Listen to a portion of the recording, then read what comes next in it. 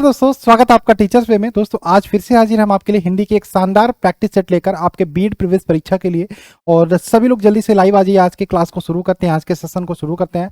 बहुत ही important 50 questions को करेंगे। आपको पता है आपके बीएड प्रीवियस परीक्षा में 50 क्वेश्चन आते हैं हिंदी से, और हिंदी के 50 क्वेश्चन आपको 100 नंबर देके जाते हैं। ठीक है, एक क्वेश्चन 2 नंबर का होता है, इस हिसाब से 100 नंबर देके जाते हैं। तो आपके लिए बहुत महत्वपूर्ण हो जाता है सामान्य हिंदी। तो सभी लोग जल्दी से लाइव आ जाइए, सेशन को शुरू करें। ठीक है, और जुड़ जाइए। जुड़ने के बाद क्लास को लाइक कर दीजिएगा। अगर जो पहली बार जुड़ेंगे तो चैनल को सब्सक्राइब करके जाइएगा। ठीक है, चैनल को सब्सक्राइब करके जाइएगा, बेल का आइकन में क्लिक कर लीजिएगा, जिससे आने वाले सारे वीडियो के अपडेट्स एंड नोटिफिकेशन आपको टाइम टू टाइम मिलते रहे। ठीक, चलिए भाई, पहला क्वेश्चन आपके सामने स्क्रीन पर दिखाई दे होगा। निम्नलिखित वाक्यांशों के लिए एक शब्द का चयन करिए। एक शब्द का चयन करिए। ठीक है, एक शब्द का चयन करिए। ये गलत है, ये क्वेश्चन ही गलत है। यहाँ पे आपसे ये गलत है। ये आपसे पूछ रहा है वृक्ष से पत्ते गिरते हैं, इस वाक्य में कारक कौन सा है? वृक्ष से पत्ते गिर रहे हैं भाई, टूट के अलग हो जा रहे हैं ना, से लगा है, से अलग होने का भाव आ रहा है, अलग होने का भाव आ रहा, तो कारक हो जाएगा अपादान। क्या हो जाएगा? अपादान, यानी कि ऑप्शन नंबर ए। क्वेश्चन नंबर 2 की बात करें, कामायनी की रचनाकार कौन है? कामायनी, तो कामायनी किसने लिखा था? जयशंकर प्रसाद। किसने? जयशंकर प्रसाद। यहाँ पे option number D right answer होगा। कामायनी के लेखक हैं जयशंकर प्रसाद। क्या? जयशंकर प्रसाद। क्वेश्चन नंबर 3 की बात करें, आधुनिक हिंदी गद्य का जन्मदाता किसे कहा जाता है? आधुनिक हिंदी गद्य का जन्मदाता किसे कहा जाता है? इसका आंसर क्या होगा? आधुनिक हिंदी गद्य का जन्मदाता किसे कहा जाता है? इसका आंसर हो जाएगा भारतेंदु। क्या आंसर होगा? भारतेंदु हरिश्चंद्र। भारतेंदु हरिश्चंद्र को आधुनिक हिंदी गद्य का जन्मदाता कहा जाता है। Option number B right answer होगा। नेक्स्ट क्वेश्चन की बात करें, यह मूंग और मसूर की दाल लोकोक्ति का अर्थ बताइए। यह मूंग और मसूर की दाल लोकोक्ति का अर्थ बताइए। मजबूरी में आदमी सब कुछ करता है, केवल ऊपरी दिखावा, पुराना गौरव समाप्त, अपनी औकात से बढ़कर होना क्या करना। ठीक है, यह मूंग और मसूर की दाल, इसका क्या होगा? तो इसका आंसर हो जाएगा अपनी औकात से बढ़कर होना या करना। ठीक है, option number D right answer होगा। ठीक है, option number D right answer होगा क्वेश्चन नंबर 4 का। नेक्स्ट बात करें, 5 क्या है? दिनों का फेर होना मुहावरे का अर्थ क्या होगा? दिनों का फेर होना मुहावरे का अर्थ क्या होगा? अजीब हालात होना, बहुत जल्दी होना, भाग्य का चक्कर, या दिन काटे न कटना। सभी लोग कमेंट्स करते रहिए, कमेंट्स करते रहिए भाई, कमेंट्स करते रहिए। आंसर क्या होगा? सभी लोग क्लास को लाइक भी कर दो भाई, आप लोग लेट जुड़ रहे हो ना, सभी लोग क्लास को लाइक भी कर दो। क्या होगा? दिन का फेर होना मुहावरे का अर्थ क्या होगा? तो दिन का फेर क्या है भाई? दिनों का फेर होना मुहावरे का अर्थ क्या होगा? तो दिनों का फेर होना हो जाएगा भाग्य का चक्कर होना। Option number B right answer होगा। ठीक है, नेक्स्ट क्वेश्चन की बात करें, हम बोलते हैं ना दिनों का फेर है भैया, मेरे भी दिन बदलेंगे, तो भाग्य का चक्कर होना। Option number C. Next question की बात करें, निम्नलिखित में से कौन सा वाक्य शुद्ध है? बंदूक एक ही बहुत उपयोगी अस्त्र है, बाघ और बकरी एक घाट पानी पीती हैं। ठीक है, कई रेलवे के कर्मचारियों की गिरफ्तारी हुई है, श्री कृष्ण के अनेकों नाम है। इसमें कौन सा वाक्य शुद्ध है, आप बताइए। ठीक है, यहाँ पे देखोगे बाघ और बकरी एक घाट का पानी पीती है, ये गलत हो जाएगा। कई रेलवे के कर्मचारियों की गिरफ्तारी हुई है, ये भी कई रेलवे कर्मचारियों की हो जाएगी, के नहीं होगा। श्री कृष्ण के अनेकों नाम, अनेक नाम है। बंदूक एक बहुत उपयोगी अस्त्र है, ऑप्शन नंबर ए इसका सही हो जाएगा। Option number A. Next question की बात करें, क्वेश्चन है आपका, शायद पिताजी आ जाए किस प्रकार का वाक्य है? शायद पिताजी आ जाए, कंफर्म नहीं है, तो ये शायद आ रहा, तो क्या होगा? आज्ञार्थक, संदेहार्थक, तो या फिर आपका इच्छार्थक या संकेतवाचक, तो संदेहार्थक। ऑप्शन नंबर बी, संदेहार्थक। शायद पिताजी आ जाए, संदेहार्थक। Option number B right answer होगा। नेक्स्ट क्वेश्चन की बात करें, क्वेश्चन आपका, शुद्ध वर्तनी वाला शब्द इनमें से चुनिए। सुपनखा, सुपर्णखा, सुपड़खा, या रड़खा। इसका आंसर बताइए क्या होगा? सुपड़खा। क्या आंसर होगा? क्या आंसर होगा? इसका आंसर बताइए। सुपड़खा इस प्रकार से लिखेंगे, किस प्रकार से? इसका आंसर देखिए क्या होगा? सुपड़खा। ठीक है, सुपड़खा। ठीक है, सुपड़खा इस प्रकार से लिखेंगे, तो क्या आंसर होगा? सुपड़खा। ऑप्शन नंबर क्या हो जाएगा? इनमें से आपको शुद्ध चुनना है ना, शुद्ध चुनना है, तो क्या आंसर हो जाएगा? सुपड़खा। Option number D right answer होगा, इस प्रकार से लिखेंगे। ठीक है, सुपड़खा। ठीक है, चलिए आगे चले। नेक्स्ट क्वेश्चन की बात करें, क्वेश्चन आपका, इस महाकाव्य में 16 क्या है? इस महाकाव्य में 16 सर्ग है, 16 स्वर्ग है, सर्व है, या सर्व है? इसका आंसर क्या होगा? तो सर्ग का मतलब क्या होता है, तो सबसे पहले आपको पता होना चाहिए। ठीक है, इस सर्ग का मतलब आपको पता होना चाहिए। सर्ग का प्रयोग क्यों होता है? तो सर्ग का प्रयोग होता है प्रकरण या अध्याय के लिए, तो हम स्वर्ग नहीं लिखेंगे, सर्व भी नहीं, यहाँ पे सर्ग को ही अध्याय या प्रकरण बोलते हैं, तो option number A right answer हो जाएगा। ठीक है, चलिए आगे चले, नेक्स्ट क्वेश्चन की बात करें। क्वेश्चन आपका, अर्चना अत्यंत सुंदर है, वाक्य में कौन सा शब्द विशेषण है? अर्चना अत्यंत सुंदर है, वाक्य में कौन सा शब्द विशेषण है? इसका आंसर क्या होगा? अर्चना अत्यंत सुंदर है वाक्य में कौन सा शब्द विशेषण है? तो यहाँ पे अर्चना अत्यंत सुंदर है, ठीक है। तो सुंदर इसका विशेषता बता रहा, option number C right answer होगा। नेक्स्ट क्वेश्चन की बात करें, नेक्स्ट क्वेश्चन की बात करें, चलिए आगे चले। नेक्स्ट क्वेश्चन की बात करें, आप भला तो जग भला वाक्य में रेखांकित शब्द जो है ये कौन सा सर्वनाम है? आप भला तो जग भला, ये अपने आप की बात हो रही है। आप बीती बोलते हैं ना, तो आप बीती का मतलब है खुद बर बीती। आप भला तो मतलब अब हम भले तो सब भले, तो ये निजवाचक हो जाएगा, ऑप्शन नंबर बी निजवाचक, निजवाचक सर्वनाम, ठीक। नेक्स्ट क्वेश्चन की बात करें, क्वेश्चन आपका सतसई किस समास का उदाहरण है? सतसई, सतसई किस प्रकार का उदाहरण है समास का? तो नंबर आ रहा है, नंबर द्वंद्व दिगु हो जाएगा, दिगु ऑप्शन नंबर डी, दिगु option number D.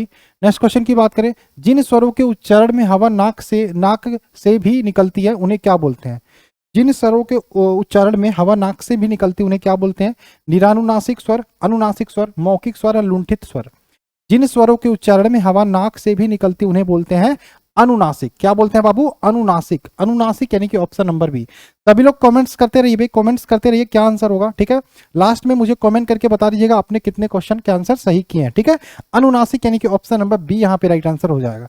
Next question की बात करें, क्वेश्चन है आपका, काव्य की शोभा बढ़ाने वाले धर्मों को अलंकार कहते हैं, इस उक्ति में प्रयुक्त धर्म शब्द का क्या अर्थ है? ठीक है, धर्म शब्द का यहाँ पे अर्थ क्या है? मजहब, गुण, सत्कर्म या कर्तव्य, ठीक है।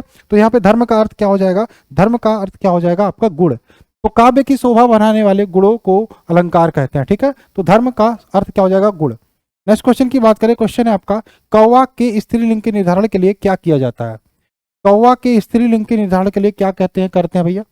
कौवा के स्त्रीलिंग, कुछ शब्दों के स्त्रीलिंग नहीं बनते तो हम क्या करते हैं? उनके आगे हम मादा लगा देते हैं। क्या? मादा कौवा। तो मादा कौवा option number D right answer होगा। कौवे के पहले हम मादा लगा देते हैं, option number D right answer होगा, ठीक। चलिए आइए चलते हैं आगे नेक्स्ट क्वेश्चन पर। भूमि के अंदर की जानकारी रखने वाला को क्या कहा जाता है? भूमि के अंदर की जानकारी रखने वाले को क्या कहा जाता है? भूमि के अंदर की जानकारी रखने वाले को क्या बोला जाता है बताइए? भूगर्भवेत्ता, भूगर्भवेत्ता, भूगर्भ, ठीक है, भूगर्भवेत्ता बोलते हैं। क्या आंसर होगा? भूगर्भवेत्ता, भूगर्भवेत्ता। यहाँ पे ये थोड़ा सा गलत है, इसको आप सही कर लीजिए। भूगर्भवेत्ता, भूगर्भवेत्ता होगा, ठीक है। भूगर्भवेत्ता, भूमि के अंदर की जानकारी रखने वाला को भूगर्भवेत्ता बोलते हैं, ठीक है। नेक्स्ट क्वेश्चन की बात करें, क्वेश्चन है आपका, निम्नलिखित में से कौन सा शब्द तत्सम नहीं है यानी कि तद्भव है? कौन सा शब्द तत्सम नहीं है यानी कि तद्भव? इसका आंसर क्या होगा? नरक, खग, स्वर्ग या भूमि। इसका आंसर क्या होगा? कौन सा शब्द क्या आंसर होगा? तो नरक हो जाएगा, नरक, ठीक है। नरक आपका तद्भव है, इसका तत्सम होता है नर्क, नर्क, ठीक है। Option number A right answer होगा। क्या? Option number A. Next question की बात करें, क्वेश्चन है आपका क्या है? निम्नलिखित में से कौन सा शब्द बादल का पर्यायवाची नहीं है? नहीं है, ध्यान रखना, बादल का पर्यायवाची नहीं है। क्या आंसर हो जाएगा? बादल का पर्यायवाची नहीं है, इसका आंसर क्या होगा? जलद, धनद, आंध्र, ये सारे बादल के पर्यायवाची। क्या नहीं होगा? तोयज नहीं होगा, ऑप्शन नंबर बी, तोयज नहीं होगा। नेक्स्ट क्वेश्चन की बात करें, क्वेश्चन आपका, स्वर्ग शब्द का विलोम शब्द क्या होगा? विलोम, स्वर्ग का विलोम यानी कि विपरीतार्थक क्या होगा? स्वर्ग का क्या होगा? नरक होगा ना, क्या होगा? नरक, यानी कि ऑप्शन नंबर सी, नरक यानी कि ऑप्शन नंबर सी, ठीक है। आगे चले नेक्स्ट क्वेश्चन की बात करें, क्वेश्चन आपका, नेकी और दरिया में डाल, नेकी और दरिया में डाल लोकोक्ति का उपयुक्त अर्थ क्या होगा? नेकी कर दरिया में डाल या नेकी को करिए, नेकी और दरिया में डाल, क्या आंसर होगा? नेकी को यानी कि याद रखना यहाँ पे इसका अर्थ होगा उपकार करके उपकार की बात को भूल जाना। क्या होगा? उपकार करके उपकार की बात को भूल जाना, option number B right answer होगा। उपकार करके उपकार की भावना को भूल जाना। नेक्स्ट बात करें, नेक्स्ट क्वेश्चन आपका, आंख खुलना मुहावरे का सही अर्थ क्या होगा? बताइए, आंख खुलना मुहावरे का सही अर्थ क्या होगा? आंख खुलना मुहावरे का सही अर्थ क्या होगा? आंख खुलना, ठीक है। तो ये हो जाएगा ज्ञान होना यानी कि ऑप्शन नंबर ए, ज्ञान होना, option number A right answer होगा। आंख खुलना मुहावरे का अर्थ होगा ज्ञान होना यानी कि option number A right answer होगा। आगे चलते हैं, आगे चले नेक्स्ट क्वेश्चन की बात कर लेते हैं। नेक्स्ट क्वेश्चन हमारा है, निम्नलिखित में से शुद्ध वाक्य का चयन करिए, शुद्ध वाक्य का चयन करिए। बाल पक जाने से कोई अनुभवी नहीं होता है, बालक पक जाने से लोग अनुभवी, बालक थोड़ी होगा। शुद्ध वाक्य का चयन करिए, बाल पक जाने से ही लोग अनुभवी होते हैं, ये गलत है। बाल पक जाने से लोगों का अनुभव बढ़ती है, इसका आंसर बताइए इनमें से क्या हो सकता है? इनमें से आंसर हो जाएगा बाल पक जाने से कोई अनुभवी नहीं हो जाता, option number A right answer होगा, ठीक। नेक्स्ट क्वेश्चन की बात करें, ये साफ साफ दिखाई दे रहा है भाई इसका आंसर। सूक्ति का सही संधि विच्छेद क्या होगा? सूक्ति का सही संधि विच्छेद बताइए, इसका आंसर क्या होगा? सभी लोग बताइए, सूक्ति का सही संधि विच्छेद, सूक्ति का सही संधि विच्छेद बताइए क्या होगा? इसमें कौन सी संधि होगी ये भी मुझे कमेंट करके बताइएगा। बताइए सूक्ति का सही संधि विच्छेद। सूक्ति का सुधन उक्ति होगा, क्या होगा? सुधन उक्ति। इसमें सु उ धन उ का मेल हो रहा है तो क्या हो जाएगा? दीर्घ स्वर संधि। Option number A right answer होगा, option number A. Next question की बात करें, क्वेश्चन आपका है नेक्स्ट है, देखिए यहाँ पे ए बी सी डी आपके दिए गए हैं। क्वेश्चन नंबर 2 क्वेश्चन है, कल भी इस टाइप के क्वेश्चन आपको मिला था, ठीक है। इसमें बताना एरर कहाँ पे, त्रुटि कहाँ है। ये आपका ए है, ये आपका बी है, ये आपका सी है और ये आपका डी है, ठीक है। कोई त्रुटि नहीं है तो ऑप्शन नंबर ई बताना, ठीक है। चलिए, और ये क्वेश्चन 2 क्वेश्चन है यहाँ पे, ये आपका 74 क्वेश्चन नंबर और ये आपका है 75 क्वेश्चन नंबर, ठीक है। ये आपका ए यहाँ तक है, ए यहाँ तक है, बी यहाँ तक है, सी आपका यहाँ है और डी यानी कि कोई त्रुटि नहीं है। बताइए 2 क्वेश्चन है। कक्षा के सभी लड़के गुरु जी की मन से श्रद्धा करते हैं। इसके बाद है आपका कोई त्रुटि नहीं है। आप देश के किसी भी शहरी या कस्बे में चले जाएं, चारों तरफ वातावरण का तांता लगा दिखाई देगा, कोई त्रुटि नहीं है। इसमें बताइए क्या आंसर होगा 74 75 में, ठीक है। 74 है तो यहाँ पे क्या होगा बताइए। देखो यहाँ पे बात करें, कक्षा के सभी लड़के गुरु जी की मन से श्रद्धा करते हैं, नहीं होगा रखते हैं, रखते हैं होगा, यानी कि option number D right answer हो जाएगा यहाँ पे। आप देश के किसी भी शहरी या कस्बे में चले जाएं, क्या है, आप देश के किसी भी बड़े शहर या कस्बों के स्थान पर यहाँ पे हम क्या लिख सकते हैं यहाँ पे लिखा आप देश के किसी भी शहरी या कस्बे, तो यहाँ पे हम शहर या कस्बे लिख सकते हैं, शहरी नहीं होगा, ठीक है। ऑप्शन नंबर ए यहाँ पे राइट आंसर हो जाएगा। तो यहाँ पे आपका डी गलत है, यहाँ पे ए गलत है, ठीक। चलिए आगे चले नेक्स्ट क्वेश्चन की बात करें। क्वेश्चन आपका, निम्न में कौन सा शब्द तद्भव है? कौन सा शब्द तद्भव है, इसका आंसर क्या होगा? कौन सा शब्द तद्भव है? तो आपका घोड़ा तद्भव है, ठीक है। इसका तत्सम क्या हो जाएगा? घोटक। क्या होगा? घोटक, ठीक है, घोटक। आगे चले नेक्स्ट क्वेश्चन की बात करें। क्वेश्चन आपका, हफ्ता कैसा शब्द है? हफ्ता तत्सम देशज विदेशज या तद्भव? हफ्ता कैसा शब्द है? तो याद रखिएगा, हफ्ता कैसा शब्द है आपका? विदेशज। विदेशज यानी कि option number C right answer होगा, विदेशज। नेक्स्ट क्वेश्चन की बात करें। क्वेश्चन आपका, अन्वय की दिश से कौन सा वाक्य शुद्ध है? अनव्यय की दिश से कौन सा वाक्य शुद्ध है? संचित ने दूध और रोटी खिलाओ, संचित ने, ये गलत है। संचित ने दूध और रोटी खिलाई, ये हो सकता है सही। संचित ने दूध और रोटी खिलाया, संचित ने दूध और रोटी खिलाए, ये गलत हो जाएगा। संचित ने दूध और रोटी खिलाई, खिलाया, इनमें से बताइए दो। अब मैं आपके सामने 2 ऑप्शन रखता हूं, बताइए इनमें से कौन सा सही हो सकता है। 2 ऑप्शन मैं आपके सामने रखता हूं, तो इसका आंसर हो जाएगा संचित ने दूध और रोटी खिलाई, option number B right answer होगा, ठीक है। चलिए नेक्स्ट क्वेश्चन की बात करें। निम्न में से कौन सा शब्द तत्सम है? तत्सम मतलब तत्सम संस्कृत के समान है। बताइए नींबू, लोहा, नारियल, लवण, कौन सा शब्द तत्सम है? इसका आंसर क्या होगा? कौन सा शब्द तत्सम है? इसका आंसर क्या होगा बताइए। तो इसका आंसर होगा लवण। लवण तत्सम है, option number D. Next question की बात करें। क्वेश्चन है आपका, विकल्प का संधि विच्छेद क्या होगा? विकल्प, विकल्प का संधि विच्छेद क्या होगा? विकल्प का क्या होगा? विकल्प का विकल्प का, विकल्प है, विकल्प, विकल्प नहीं है, ठीक है, ये संकल्प है। देखिए इतना सारा एरर आपको देखने को मिलेगा, संकल्प है। संकल्प का संधि विच्छेद क्या होगा? समधन कल्प, ऑप्शन नंबर सी। समधन कल्प option number C right answer होगा, ठीक है। समधन कल्प option number C right answer हो जाएगा, ठीक। चलिए नेक्स्ट क्वेश्चन की बात करें। क्वेश्चन आपका, अंतिम में किस प्रत्यय का प्रयोग हुआ? अंतिम, अंतिम में किस प्रत्यय का प्रयोग हुआ? अंत धन इम, यानी कि इम प्रत्यय का प्रयोग हुआ, option number A right answer होगा, इम प्रत्यय का प्रयोग किया गया है। नेक्स्ट क्वेश्चन की बात करें, आइए नेक्स्ट क्वेश्चन की बात करें। नेक्स्ट क्वेश्चन आपके सामने है गजानन में कौन सा समास है? गजानन, गजानन में कौन समास है? गजानन, गज है आनंद में जिसके, हाथी है आनंद में जिसके, यानी कि गज, ठीक है, यानी कि भगवान शंकर की बात कही जा रही है तो बाहुब्रीही हो जाएगा, बाहुब्रीही, ठीक है। दोनों प्रत गौड़ होते हैं, कोई तीसरा प्रधान होता है तो बाहुब्रीही हो जाता है। मैंने उसे देखा तक नहीं, वाक्य में किस क्रिया का, वाक्य में क्रिया विशेषण क्या है? मैंने उसे देखा तक नहीं, बताइए। मैंने उसे देखा तक नहीं, वाक्य में क्रिया विशेषण क्या है? इसका आंसर क्या होगा?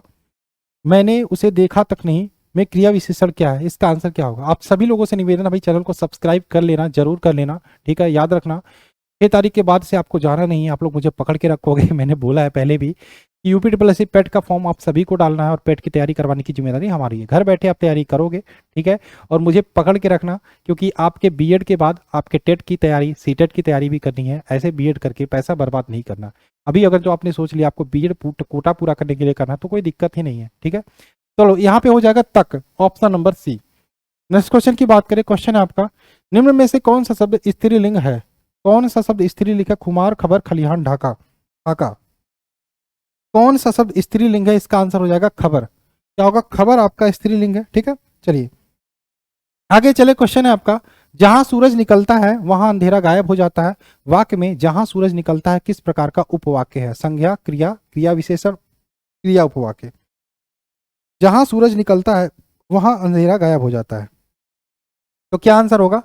जहां सूरज निकलता है वहां अंधेरा गायब हो जाता है। वाक्य में जहां सूरज निकलता है किस प्रकार का उपवाक्य है? तो ये क्रिया विशेषण उपवाक्य है, ऑप्शन नंबर सी। क्रिया विशेषण उपवाक्य, option number C. Next question की बात करें, निम्न में से शुद्ध वर्तनी वाला शब्द कौन सा है?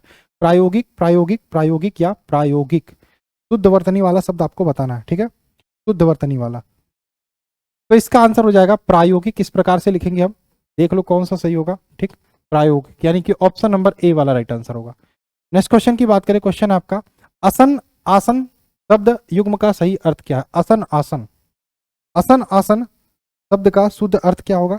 असन आसन, असन आसन, असन मतलब क्या होता है? कपड़ा, आसन मतलब बैठने की वस्तु। Option number C right answer होगा, ठीक है। असन का मतलब कपड़ा और आसन मतलब बैठने की वस्तु, option number C right answer होगा। नेक्स्ट क्वेश्चन की बात करें, निम्न में प्रेरणार्थक, प्रेरणार्थक क्रिया को होती है भाई किसी और के द्वारा करवाना, ठीक है। तो यहाँ पे पढ़ना, उड़ना, उड़ना, फैलाना, गिरना, तो क्या आंसर होगा? प्रेरणार्थक क्रिया कौन सी होगी आपका? फैलाना, ठीक है, फैलना, फैलाना, ऑप्शन नंबर सी, फैलाना, ठीक है। चलिए नेक्स्ट क्वेश्चन की बात करें, पदक्रम की दृष्टि से कौन सा वाक्य शुद्ध है? पदक्रम की दृष्टि से इनमें से कौन सा वाक्य शुद्ध है? इसका आंसर बताइए। पदक्रम की दृष्टि से इनमें से कौन सा वाक्य शुद्ध है? इसका आंसर क्या होगा? नहीं मिल रही मेरी कलम खूबसूरत, ये गलत है। खूबसूरत कलम, ये गलत है। मेरी खूबसूरत कलम नहीं मिल रही, मेरी कलम खूब, ये ऑप्शन नंबर सी है। ये तो बहुत शानदार क्वेश्चन है, इसका ये आ जाएगा तो 2 नंबर मुझे नहीं लगता आपको फ्री में मिल जाएगा, मिल जाएगा, आराम से मिल जाएगा 2 नंबर, ठीक। चलिए आप सभी लोग कमेंट्स करते रहिए। आयत का विलोम शब्द क्या होगा? आयत का, आयात का विलोम शब्द क्या होगा? आयात का, आयात का विलोम शब्द होता है निर्यात, ठीक है। आयात का निर्यात, ऑप्शन नंबर ए, आयात का निर्यात। नेक्स्ट बात करें, क्वेश्चन आपका, पुत्री का पर्यायवाची, पुत्री का पर्यायवाची नहीं है। द्विता, तनया, तनुजा, वनिता, कौन सा पुत्री का पर्यायवाची नहीं है? इसका आंसर क्या होगा बताइए। पुत्री का पर्यायवाची कौन सा नहीं है? तो वनिता जो होगी पुत्री का पर्यायवाची नहीं होगी, बाकी तनया, द्विता, तनुजा ये पुत्री का पर्यायवाची है, option number D right answer होगा। नेक्स्ट क्वेश्चन की बात करें, अमृत का पर्यायवाची है, इनमें से कौन सा अमृत का पर्यायवाची है? ठीक है, तो अमीय आपका अमृत का पर्यायवाची हो जाएगा, ऑप्शन नंबर डी, अमीय, ठीक है। अमीय आपका अमृत का पर्यायवाची हो जाएगा, option number D. Question number next बात करें, वर्ण किसका पर्यायवाची नहीं है? वर्ण किसका पर्यायवाची नहीं है? जाति, वर्ग, अक्षर या रंग। वर्ण किसका पर्यायवाची नहीं है? इसका आंसर क्या होगा? वर्ण, तो वर्ण, जाति, वर्ग और रंग, क्या आंसर होगा? जाति का, अक्षर का, रंग का पर्यायवाची है, वर्ग का नहीं होगा, ऑप्शन नंबर बी, वर्ग का नहीं होगा, ठीक। नेक्स्ट क्वेश्चन की बात करें, यह एक अर्वाचीन ग्रंथ है, पंक्ति के रेखांकित शब्द का विलोम क्या होगा? रेखांकित शब्द का विलोम क्या होगा? अर्वाचीन, इसका विलोम क्या होगा? अर्वाचीन का मतलब ध्यान रखिएगा, अर्वाचीन का मतलब हो जाएगा प्राचीन, प्राचीन यानी कि ऑप्शन नंबर डी, ठीक, प्राचीन यानी कि ऑप्शन नंबर डी। चलिए आगे चलिए, नेक्स्ट क्वेश्चन की बात करें, अर्जन किसका विलोम होगा? अर्जन, अर्जन किसका विलोम होगा? अर्जन किसका? व्ययन का, व्ययन का, option number C. Next question की बात करें, क्वेश्चन है आपका, निम्नलिखित में से कौन सा चित्रण के लिए उपयुक्त विशेषण नहीं है? कौन सा चित्रण के लिए उपयुक्त विशेषण नहीं है? इसका आंसर क्या होगा? सुंदर, मनोहारी, सौंदर्य या कलात्मक। चित्रण के लिए, ठीक है, चित्रण के लिए सौंदर्य इसका राइट आंसर हो जाएगा, बाकी सुंदर, मनोहारी, कलात्मक ये उपयुक्त विशेषण है, सौंदर्य नहीं होगा। नेक्स्ट बात करें, क्वेश्चन है आपका, निम्न में से अकर्मक क्रिया बताइए। अकर्मक, अकर्मक, अकर्मक क्रिया बताइए, इसका आंसर क्या होगा? ध्यान रखिएगा, रोना एक प्रकार का अकर्मक है, ऑप्शन नंबर बी, रोना, हंसना अकर्मक है। नेक्स्ट, जो शीघ्र ही किसी बात या युक्ति को सोच ले उसे क्या कहेंगे? जो शीघ्र ही किसी बात या उक्ति को सोच ले उसे क्या बोलेंगे? ये क्वेश्चन भी कई बार रिपीट हुआ है, प्रत्युन्पत्ति, प्रत्युन्पत्ति, ठीक है, option number C right answer होगा, ठीक है, option number C right answer होगा। आइए आगे चलते हैं, नेक्स्ट क्वेश्चन की बात करें, क्वेश्चन आपका, अन्य मनस्क शब्द का आशय क्या है? अन्य मनस्क, अन्य मनस्क शब्द का आशय क्या है? अन्य मनस्क शब्द का आशय क्या है? इसका आंसर क्या होगा? तो इसका आंसर हो जाएगा जिसका मन किसी दूसरी ओर लगा हो उसे अनमनस्यक बोलते हैं, option number B. Last question की बात करें आज की क्लास के 50वां क्वेश्चन है, छह वर्ण किसके योग से बना है? छह वर्ण किसके मेल से बना है? तो छह वर्ण क धन स से मिलके बना है छह। ठीक है, छह क धन स। ठीक है, तो आई होप आपको ये क्लास भी अच्छी लगी होगी। आपने 45 क्वेश्चन के आसपास किया होगा, तो कमेंट्स करके आप जरूर बताना कि आपने कितने क्वेश्चन सही किए। टोटल 50 क्वेश्चन की प्रैक्टिस सेट आपको हिंदी की शाम को डेली 7 बजे मिलती है, तो बने रहिए हमारे साथ, यानी कि टीचर्स वे के साथ। और ये प्लेटफॉर्म आपके साथ लगातार बना रहेगा। और 25 तारीख से याद रखिएगा आपकी कान पकड़ के वाला बैच स्टार्ट हो रहा है, तो उसके लिए भी रेडी रहिएगा। चलिए मिलते हैं क्लास में, बाय बाय, जय हिंद, जय भारत।